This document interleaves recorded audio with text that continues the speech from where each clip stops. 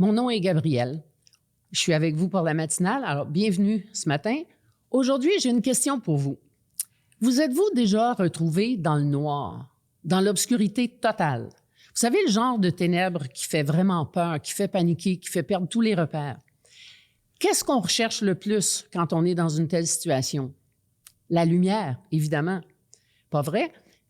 N'importe quelle lumière, peu importe sa couleur, sa forme, sa source, son intensité, on a besoin de lumière. Imaginez à un moment donné que vous êtes 100 ou 1000 ou même 10 000 dans une grande salle de bal ou dans un grand auditorium et que tout à coup, c'est l'obscurité totale. Et quelque part dans la salle, une personne allume une petite lumière ou une lampe de poche et la lève au-dessus de sa tête. Qu'est-ce qui va se passer? Vous savez très bien, tous les yeux vont se tourner vers cette lumière. Tout le monde va essayer de s'en approcher.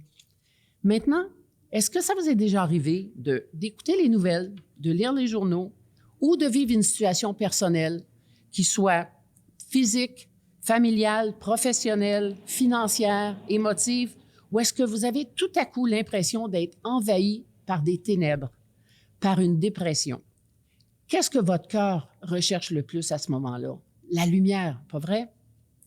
Heureusement, la Bible nous dit où la trouver, mais elle nous dit surtout qui nous donne la lumière. Alors, j'ai choisi quelques versets dans l'Ancien Testament. Premièrement, on voit qu'il y a des gens qui adressaient des prières à Dieu parce qu'ils avaient besoin de lumière. « Fais briller la lumière de ton visage sur nous, Éternel. Regarde, réponds-moi, ô Éternel, donne la lumière à mes yeux.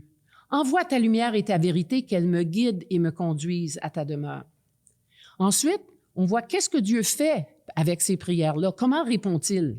« L'Éternel, mon Dieu, éclaire mes ténèbres. L'Éternel est ma lumière et mon salut. De qui aurais-je peur? Ta parole est une lampe à mes pieds, une lumière sur mon sentier. » Et dans Ésaïe, ça dit « Je changerai les ténèbres en lumière devant eux. » Mieux encore, le Nouveau Testament, lui, nous dit pas seulement qui donne la lumière, mais qui est la lumière. Dans l'Évangile de Jean, on parle de Jean-Baptiste qui n'était pas la lumière, mais il vint pour rendre témoignage à la vraie lumière qui, en venant dans le monde, éclaire tout être humain. Et plus loin, Jésus lui-même dit « Je suis la lumière du monde. Celui qui me suit ne marchera pas dans les ténèbres, il aura au contraire la lumière de la vie. » Oh, wow! Bon, je comprends, tout ce que j'ai à faire, c'est m'approcher de Jésus. Mes ténèbres fuient, d'accord. C'est super, ça me fait du bien, c'est parfait pour moi. Mais qu'est-ce que je fais pour les gens autour de moi qui vivent encore dans les ténèbres? Comment je peux faire pour faire briller cette lumière qui, moi, a changé ma vie et qui m'a sorti du désespoir? Éphésiens nous dit « Car si autrefois vous étiez ténèbres, maintenant vous êtes lumière dans le Seigneur. » L'Évangile de Matthieu va encore plus loin. Vous êtes la lumière du monde. Et Luc en ajoute en disant « Personne n'allume une lampe pour la couvrir d'un vase ou la mettre sous un lit, mais il la met sur un support, afin que ceux qui entrent voient la lumière.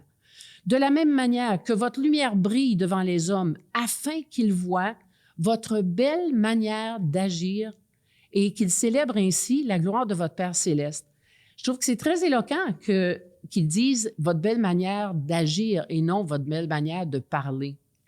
Ça me rappelle une phrase que j'aime beaucoup qui dit « Tes actions parlent tellement fort que je n'entends pas ce que tu dis. » Si cette lumière est si attirante, pourquoi tant de gens, des gens vraiment bien, des gens qu'on aime, ont tant de difficultés à voir cette lumière?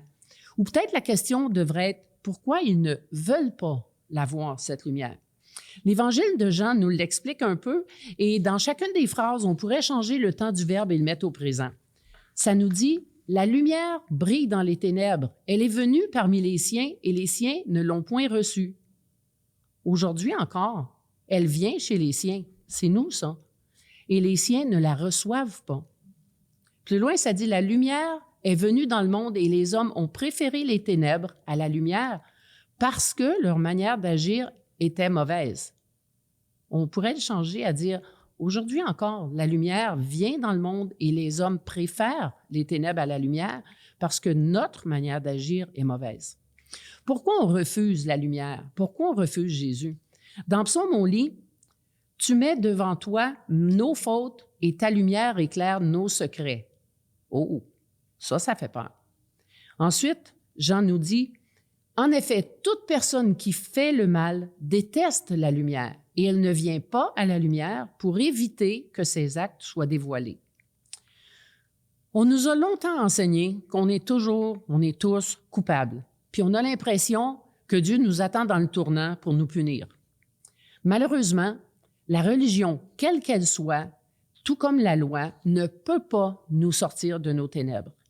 Toutes deux, religion et loi, n'apportent ni lumière ni pardon. Elles ne font que nous montrer l'épaisseur et la profondeur des ténèbres et nous démontrer qu'on est absolument incapable de s'en sortir tout seul. Toutes les traditions religieuses nous enseignent, puis même nous commandent, de faire toutes sortes de rituels, de sacrifices pour amadouer Dieu, pour calmer sa colère et pour essayer de s'approcher de Dieu. En d'autres mots, on devrait essayer de mériter Jésus. Martin Luther King a bien dit « L'obscurité ne chasse pas l'obscurité, seule la lumière peut le faire. » Il y a une chose certaine, c'est que moi, je ne suis pas une lumière. Et je suis surtout pas la lumière. Mais Jésus a clairement dit, « Moi, la lumière, je suis venu dans le monde afin que quiconque croit en moi ne reste pas dans les ténèbres. » Puis là, ça m'a fait penser à quelque chose. Quand on était jeune, on s'amusait avec des miroirs. Et on aimait bien ça, pointer la lumière dans les miroirs de manière à éblouir les gens et à attirer leur attention. Pour que ça fonctionne, il y a deux conditions. Premièrement, il faut trouver la source de lumière et ensuite, il faut bien nettoyer la surface de notre miroir de manière à ce qu'il éblouisse suffisamment la personne dont on veut attirer l'attention. J'en ai conclu simplement que tout ce que j'ai à faire, c'est d'essayer d'être le meilleur miroir possible, mais surtout m'assurer de bien polir mon miroir de manière à refléter la vraie lumière. Je vais vous illustrer ça très simplement. Dernière fois que je suis allée chez mon ami coiffeur, j'étais assise dans la chaise devant son grand miroir, puis tout le temps de la visite, je le regardais dans le miroir.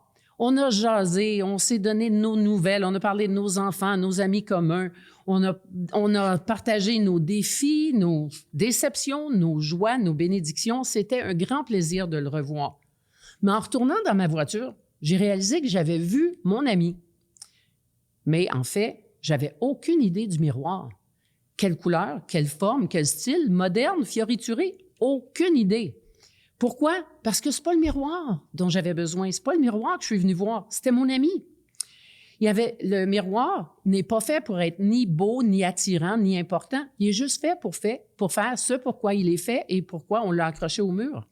Et en plus, le fameux miroir, c'est même pas lui qui se polit lui-même, c'est mon ami qui à tous les jours le garde propre en le polissant en attendant d'accueillir son prochain client. Est-ce que ça ne vous fait pas penser à quelqu'un, ça? Alors, ma conclusion, c'est que chacun de nous, on n'a aucune excuse pour ne pas refléter l'accueil, l'amour, le pardon, la douceur, la paix que Jésus, notre Sauveur, notre lumière, nous apporte et nous offre gratuitement. Et c'est même lui qui nettoie notre miroir, qui le polit en nous pardonnant à chaque jour nos fautes, nos erreurs, nos manquements, nos péchés, même nos brisures. Personne n'avait remarqué que mon miroir est brisé ici. Mais c'est pas important, brisé ou pas, il fait ce pourquoi il est fait. Quand je prie, je ne demande pas au Seigneur d'être une lumière. Je lui demande simplement le privilège d'être un miroir pour lui, imparfaite, un peu craqué, c'est pas grave. Mais je me rappelle aussi qu'un miroir n'a pas besoin de parler. C'est celui qui est reflété, qui parle, qui touche, qui attire. Alors, tout ce qu'on a à faire, laissons Jésus chasser nos ténèbres et briller dans notre vie de manière à toucher la vie des gens qu'on côtoie. Alors, bonne journée, profitez bien du soleil et à demain.